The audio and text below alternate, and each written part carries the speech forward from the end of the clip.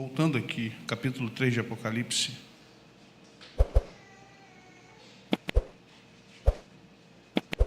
Capítulo 3, verso 10.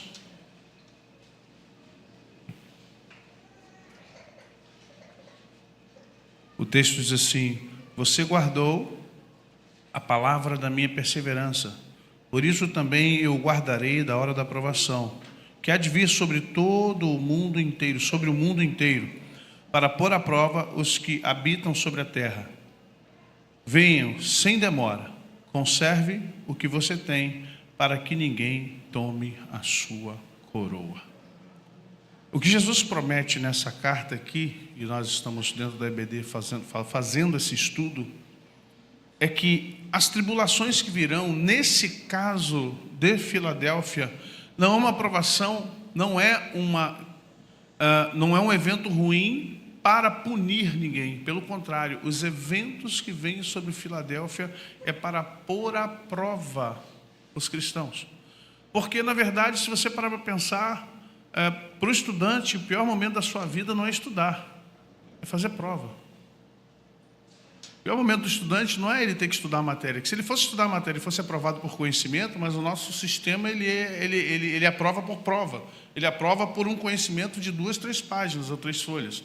Ele não aprova pelo entendimento mais profundo. Isso é a discussão velha de pedagogia lá do 2000 bolinha, 2008, quando ainda estudava, era estudante. E a guerra nossa era essa: por que aprovar um aluno por uma prova, se ele vai decorar tudo e não sabe nada? Que profissional estamos formando? A pedagogia brigava por isso, alguns, né? Por que? Mas aí a galera, os canhotas ficavam desesperados. Não, porque aí tem a formação. Então, o terror do aluno ia falar assim: tem prova dia tal. Meu Deus, pelo menos o meu era terror, não importa que época do ano da escola. Porque você, na verdade, não tinha medo de expressar o seu conhecimento. Você tinha medo de não ser aprovado. Entenda a psicologia do aluno. O aluno não está com medo de fazer a prova. Ele só está com medo de não ser aprovado, porque ao não ser aprovado ele tem um problema com a mãe, com o pai, com os colegas, com a família toda e a própria escola. Então o medo dele é tipo assim: eu preciso passar. Mesmo que eu não saiba nada, eu preciso passar. Eu preciso tirar, na época, eu não sei, algumas escolas adotavam o número, né, de 0 a 10, e outras, em determinada época, pegavam o abecedário, né, A, B, C e D. E D era o terreno. O E não existe, né? O E, a vida está errada. O E ali é de vida errada, deu errado, é tela azul, irmão. O D já era uma desgraça. Então, tinha pais que ainda falavam assim, e os pais, para acabar de... Se não chegar com A ou com B aqui, misericórdia, a criança, coitada. Olha só, o sistema é opressor. E os pais também cooperavam que se não chegar com A ou com B, com menos de 8 aqui, como assim? De 10, menos de 8, você está de brincadeira. Ou o sarrafo, lá em cima, 6 nem pensar. Você já viu uma coisa mais incoerente que média 7? Média, o que significa média? Como é que a média de 10 é 7? Isso não existe média 7, isso é incoerente, até na língua portuguesa, até para raciocínio lógico do aluno. Uma vez eu questionei isso, já na faculdade, falei assim: vem cá, média não significa meio? Qual o meio de 10? 5. Por que a média está aqui batendo 7,5? Então não é média, vocês têm que parar com essa palavra de média. E que eu colocar mínimo. Mínimo para aprovação é você conseguir concluir tantas notas nos bimestres, nos trimestres. Nos trimestres, você precisa passar com isso ao final do ano. Sejam mais coerentes. Só que eu era adulto agora na faculdade com com 40 anos. Agora, uma criança de 8, de 9, de 10, de 7, como é que ela vai entender isso? Ela não entende. Ela é pressionada. Trazendo esse paralelismo para nós, quando o Senhor diz assim: virá uma tribulação no tempo de vocês para aprovar, não para reprovar. Para aprovar. Por que as lutas vêm sobre as nossas vidas, irmãos? Por que certas guerras parecem que se instalam de um dia para o outro, né? Tem dia que tu está bem. Rapaz, tu dorme na sexta em paz e acorda no sábado na terceira guerra mundial. Tu fala: o que houve, Jesus? O que aconteceu na madrugada que eu não vi? E já passou por isso, irmão. Você dormir numa sexta-feira com a paz que excede todo entendimento, acorda no sábado, meu irmão, bomba, canhão, drone, míssil, sabe, tocando aquele coisa de guerra. Você fica, isso, Jesus. Jesus está voltando, tu entra em desespero, chega no trabalho é guerra, no trânsito é guerra, o cara do comércio é guerra, a sogra é guerra, o sogro é guerra, a cunhada é guerra, a mulher é guerra, tudo guerra. Aí tu fala assim, Jesus, o que está havendo aqui? Estado de guerra instalado. E aí você diz assim, Deus, o que eu fiz de errado? E a gente começa, como criança, a buscar assim, o que eu fiz de errado? Por que meu pai está brigando comigo? Por que minha mãe está brigando comigo? O que eu fiz de errado? A gente tem que aprender que Deus traz certas provas à nossa vida, não porque nós fizemos algo errado. Pelo contrário, é para ferir aquilo de bom que nós temos. É para provar verdadeiramente conceitos, como falamos aqui na escola bíblica. Conceitos do que eu ouvi, aprendi, guardei e pratiquei. E se nós não praticarmos aquilo que nós pregamos, aquilo que nós lemos, aquilo que nós buscamos, não há aperfeiçoamento. O aperfeiçoamento de Deus, quando você vê em Paulo, ele fala assim, olha, essas coisas acontecem para que haja o seu aperfeiçoamento, o aperfeiçoamento dos santos. Os melhores profissionais viram melhores profissionais no momento de crise da sua profissão. É quando ele tem que dar jeito em uma coisa que todo mundo diz assim, não vai dar ruim, vai dar errado. Eu fico pensando nessa galera da antibomba. Ontem, por um acaso, estava vendo um filme, um novato, na França, tendo que tirar 8 fios e tendo que... E a pessoa orientando ele, só tinha ele. Por que o novato estava desarmando a bomba? Porque só tinha ele no local, era ele ou explodia todo mundo. E o desespero, e o filme consegue de uma forma a passar isso, ele falando com a colega orientando ele do carro com o bebê, falando, não, dá uma olhada no fio tal, veja, ele tem que desmontar toda uma caixa, não mexe nada, não toque, o cara desesperado, ele tentando, o que eu faço então? Ele falou assim, você tem quanto? Tem 40 segundos, então vai para lá e vem para cá. No final, claro, filme, roteiro, né? No meio do filme o cara não vai morrer. Mas ele consegue, mas o cara quase desaba, suando. Eu falei, com certeza, eu estaria desmaiado. Ele desabou e eu, pum, ia ficar por ali. Jesus recebe minha alma, porque já era. Pô, negócio 40, 39, 38, a pressão, 37, 36. E nessa hora o tempo passa voando, né, irmão? Não parece que é segundo, parece que é milésimo. Acabou. E aí ele sai dali, né? E quando ele vai falar com o comandante dele falou assim, que bom para você. Você começou ontem, mal se formou e já está pegando isso. Assim, mas dê graças a Deus. Porque é isso que vai fazer de você um bom policial. Cada vez que você pegar uma dessas e sair, significa que você será melhor que a maioria.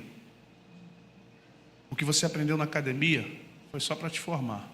Agora, o que vai fazer de você um homem de verdade são coisas como essa. Então, se acostume com isso. E a gente pega a lição de tudo, né, irmão? Eu falei, é isso aí. Por que eu estou passando essa prova, Deus? Porque Deus quer te aprovar. Porque Deus quer te melhorar, Ele quer te aperfeiçoar. Poxa, por que parece que o inferno se levantou? Parece não, irmão, para de falar que parece, levantou. Assume. Parece que o inferno, que parece? Levantou, meu filho. Por que eu estou passando isso? Eu não sei, eu não sou Deus, eu não sou adivinho, nem quero ser.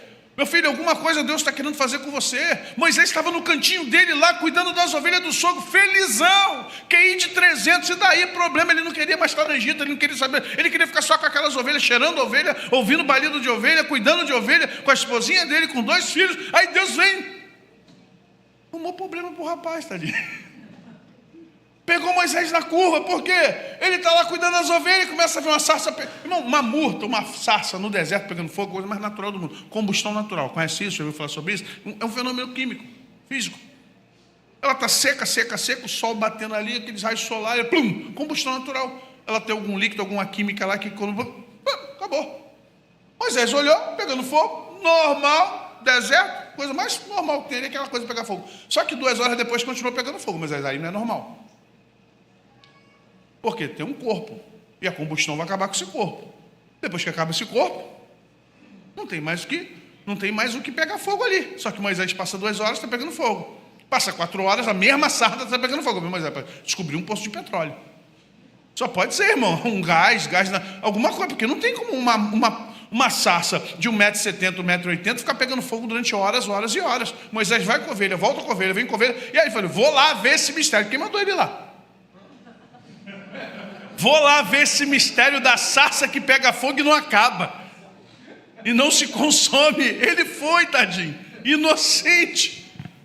Deixa eu ir lá ver.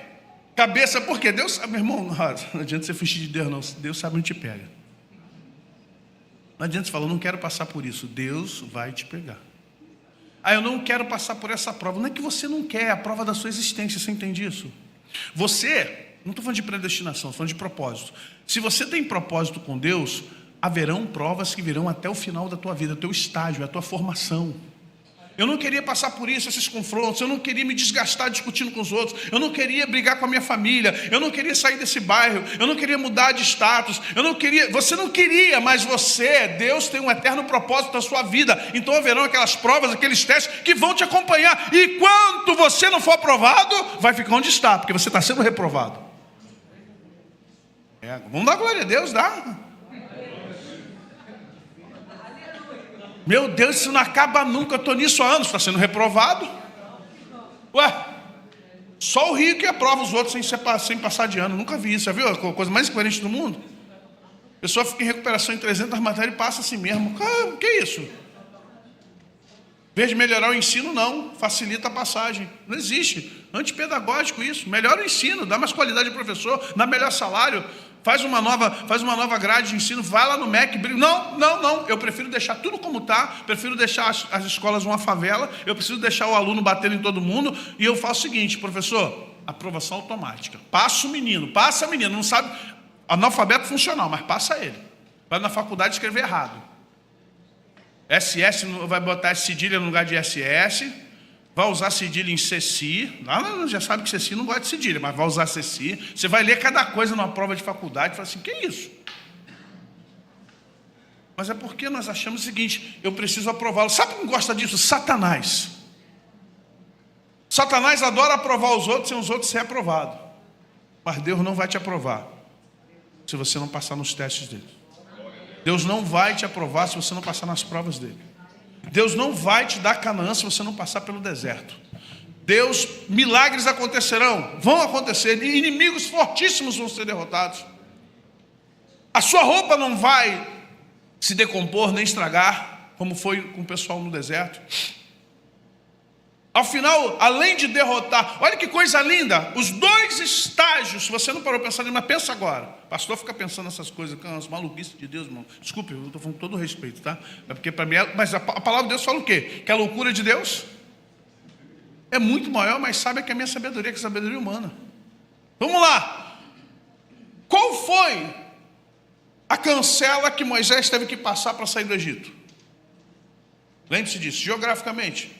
Fisicamente, qual foi a cancela que Moisés teve que passar? O pedágio que ele acabou de pagar. Você está viajando, está indo para Minas, São Paulo, você tem o primeiro pedágio lá, o sem parar. É sem parar, não é sem pagar.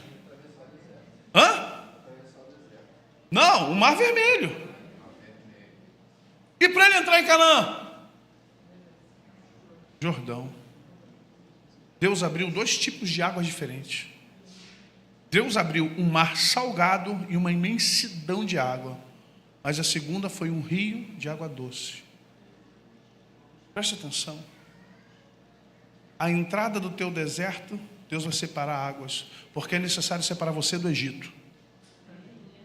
O faraó que vem atrás não vem para te matar, vem para te buscar, porque o faraó não queria matar o povo, ele queria devolver o povo ao Egito. Quando você sair do Egito, o faraó virá atrás de você para você voltar para o Egito. O faraó conta que o mar está ali para te bloquear, e Deus conta com o poder dele para dizer, passa. E você tem que decidir se você quer ficar do lado do Egito ou se você quer entrar no deserto. Só que a gente tem medo. Deserto, vamos no deserto, meu irmão, mas aqui é o faraó. Mas o faraó pelo menos dá pepino, dá cebola. Faraó tem água, vou amassar tijolo, mas faraó decide, o mar está aberto, passa. Passa. Nós erramos muitas vezes porque nós não queremos passar o mar que Deus está abrindo.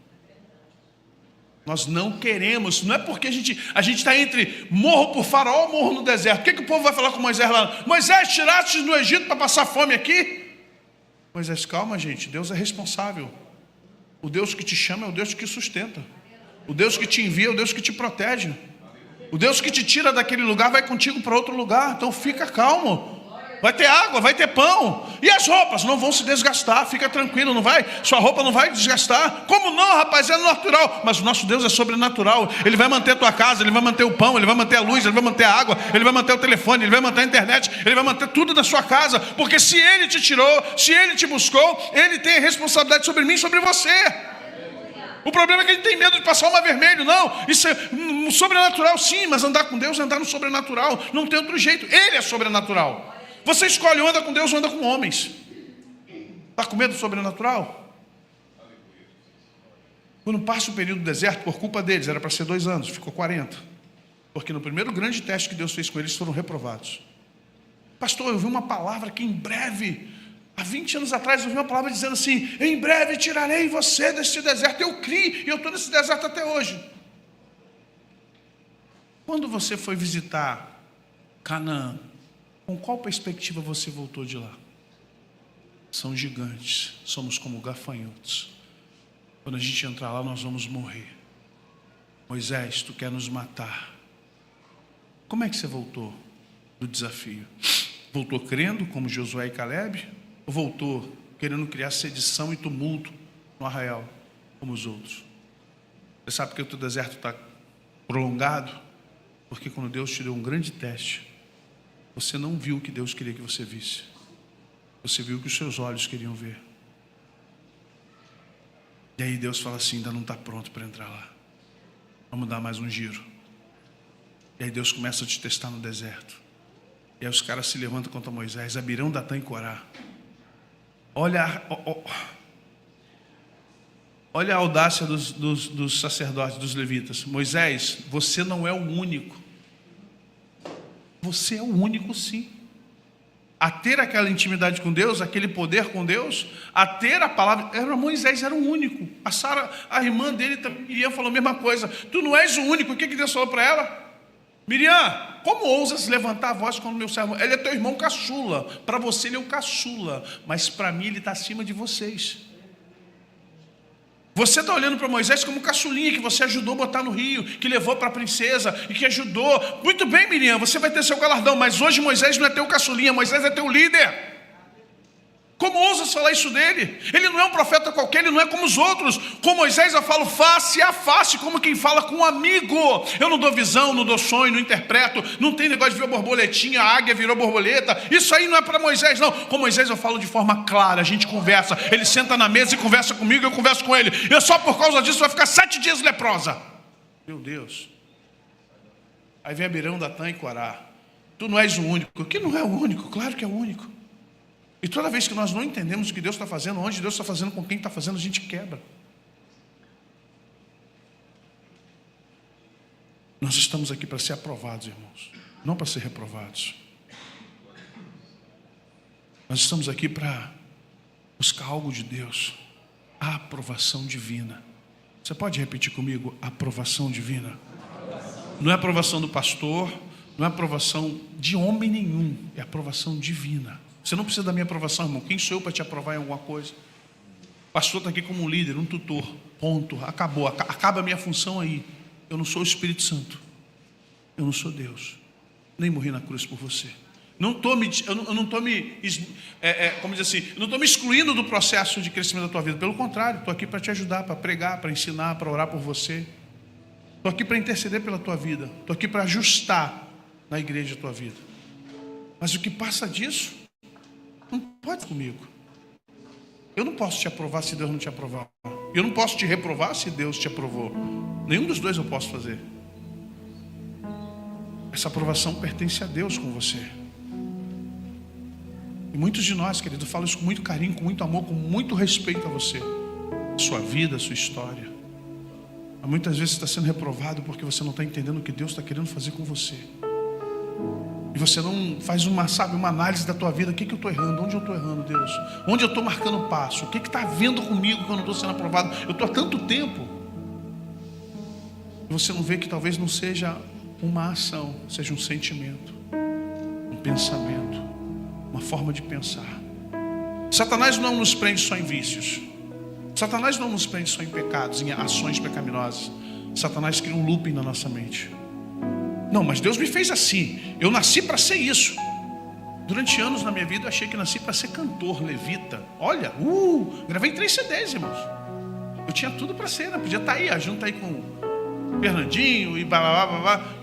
Mas eu botei isso na minha cabeça, fiz o que tinha que ser feito, Deus abençoou bastante, mas Deus falou assim: filho, fala uma coisa para você, eu não te chamei para isso. Eu amo, olha o que Deus falou para mim, que privilégio. Eu amo como você me adora. Eu amo quando você pega seu violão e escreve para mim, mas eu prefiro que você faça isso no seu quarto sozinho. Porque não é o que você está fazendo, você não está fazendo nada errado, você não está roubando de ninguém, você não está errando, não é isso, filho. Porque eu falei: Senhor, mas o que eu estou fazendo de errado? Poxa, eu gravei esses CDs todos, agora você vem dizer... Eu falei: não, filho, não é sobre isso, é sobre propósito. Se eu deixar você ir por esse caminho, você vai fazer sucesso.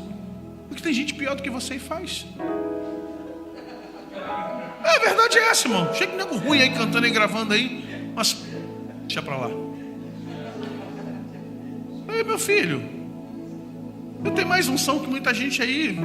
Não precisa nem de banda. Pega um violão, um teclado, você vai embora. Mas não é sobre isso. Deus falou: não é sobre o seu talento, rapaz. Não é sobre a sua unção. É sobre o meu propósito na tua vida. Eu te chamei para ser profeta, cara. Te chamei para ser libertador. Te chamei para você trabalhar contra o império das trevas, para ensinar pessoas. E se você for para o lado da música, é um lado muito sutil, porque é o lado artístico, o lado que dá dinheiro, é o lado que dá contratos, é o lado que faz agendas. A maioria dos músicos, ela não sabe, o pastor Miquel sabe, quem é músico sabe. O músico começa a crescer muito e se perde. Começa a perder, começa a comprar tênis caro, instrumento caro. Os caras ganhou alguns R$1.000, os caras começam a ficar maluco, começa a comprar teclado de 100 mil. Eu falei: louco, não tem casa para morar. Aí compra teclado de 100 mil. Irmão, o cara anda com o carro todo quebrado e compra tênis de 7 mil reais. Por quê? Porque ele é artista, ele precisa. Olha que loucura, o cara é todo incoerente.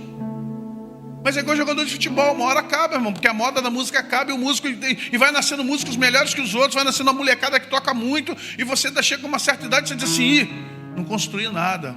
Eu toquei com fulana, há quantos anos atrás, irmão? E hoje, está tocando com quem? Barzinho? Tá cheio de músico crente tocando em barzinho, tocando bem, cantando bem. Uns cantam mal pra caramba, mas vai lá. Aí tu diz assim: eu toquei com fulano de tal, na MK, toquei não sei quem. Aí eu falei: pô, irmão, por que você não...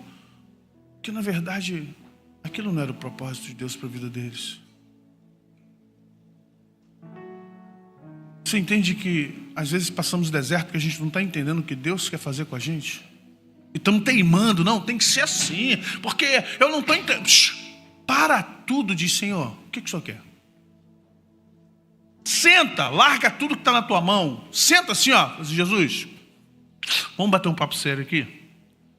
Não que o senhor não seja sério, eu que não sou sério. Vamos lá, senta aí. Pode falar que eu estou ouvindo. Eu quero saber o que está dando errado. Eu sei que a culpa não é do senhor, a culpa é minha. Sou eu que estou fazendo alguma coisa errada. Eu estou tentando entender onde eu não estou indo que o senhor quer que eu vá, e onde eu estou indo que o senhor está dizendo que é para eu não ir. Porque é sempre assim, a história é sempre essa. Elias, que fazes aqui? Não, o senhor mandou eu vir para cá. Não, mandei você ir para Horebe, lá em cima. Ninguém mandou tentar, eu não mandei você entrar numa caverna. Falei: vá para Horebe. E você sabe, Elias, como homem de Deus, onde fica Horebe. Horebe é lá em cima. Você pegou a primeira caverna e entrou. O que fazes aqui nesta caverna, Elias?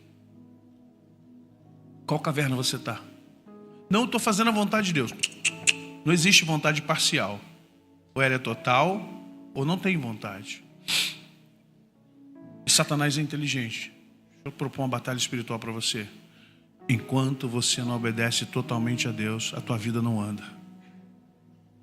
Enquanto você não entende que Deus está fazendo por você, percalços virão sobre você dia e noite. É um prejuízo financeiro, é um prejuízo emocional, é um prejuízo familiar, é um prejuízo profissional, é um prejuízo espiritual. Você está sempre cercado de pequenos prejuízos. Já notou isso?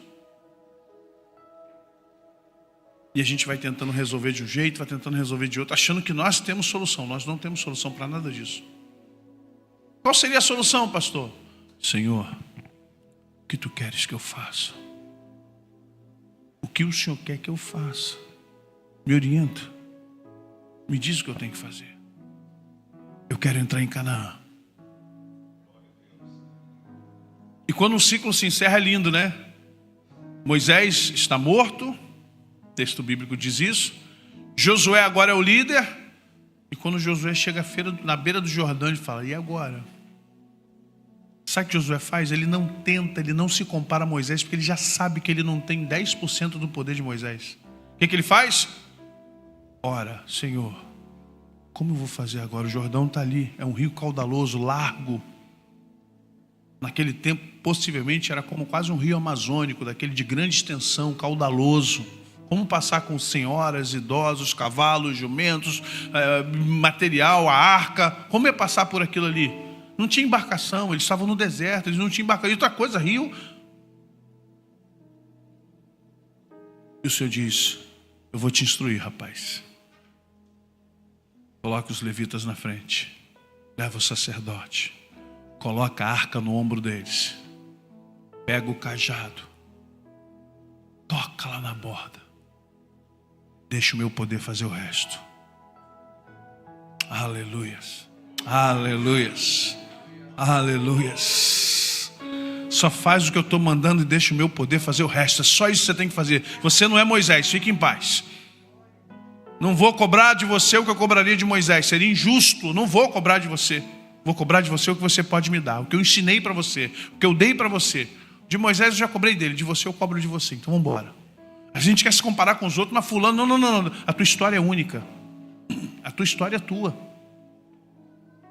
E quando Josué chega, o que ele faz? Justamente o que Deus mandou. O rio não se abriu como mar, o rio se reteve. Que coisa linda, começou a fazer uma montanha. Imagine uma parede de água, como se... deixa eu ser criança, tá, irmão? Deixa eu ser lúdico. Imagina um anjo botando a mão ali e segurando. E o povo passando, e o povo passando, e o povo passando, e o povo passando, e a arca ali no meio.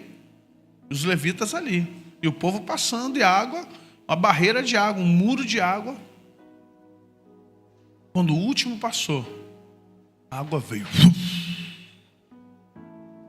Agora vocês entraram em Canaã. Agora acabou? Não, agora começou.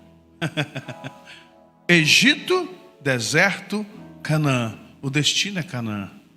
Vocês venceram porque eu tirei vocês do Egito. Vocês venceram porque eu sustentei vocês no deserto. E agora vocês vão ter que vencer, porque eu vou guerrear com vocês. Eu vou guerrear com vocês agora. E já chegaram com um grande desafio: derrubar Jericó, a muralha inexpugnável, chamada muralha palmeira. Por quê? A cada metro construído para cima, um metro construído para baixo. Como é que você derruba isso? Se tem 6 para cima, 6 para baixo. Como é que você derruba uma estrutura dessa?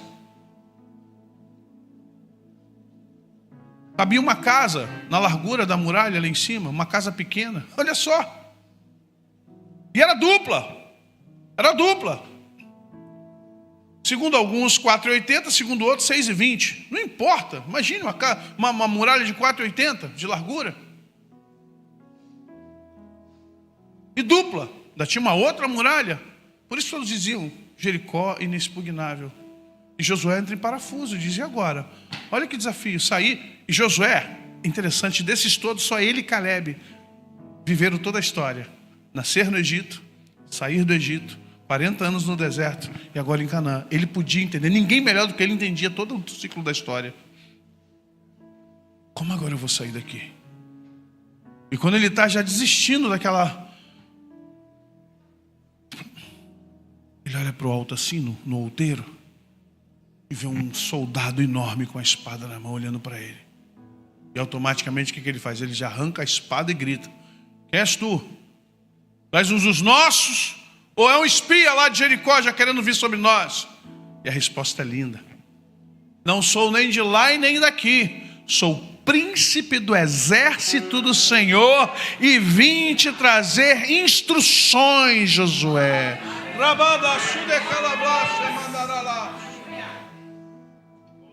Meu irmão, não sabe derrubar Jericó? Senta, espera o príncipe do exército do Senhor chegar. Espera o Espírito Santo chegar. Não entra numa guerra que você não tem conhecimento. Senta e diz: Senhor, eu vou descansar em ti. Vou aguardar a instrução. Eu não vou meter o pé em nada, eu não vou fazer exército girar. Porque ele era general, vamos lembrar? Josué era adestrado na espada, na guerra. Comandava pelotões, comandava batalhões. E ele era o mais preparado ali para comandar. Ele era um general agora. Só que ele diz assim: não.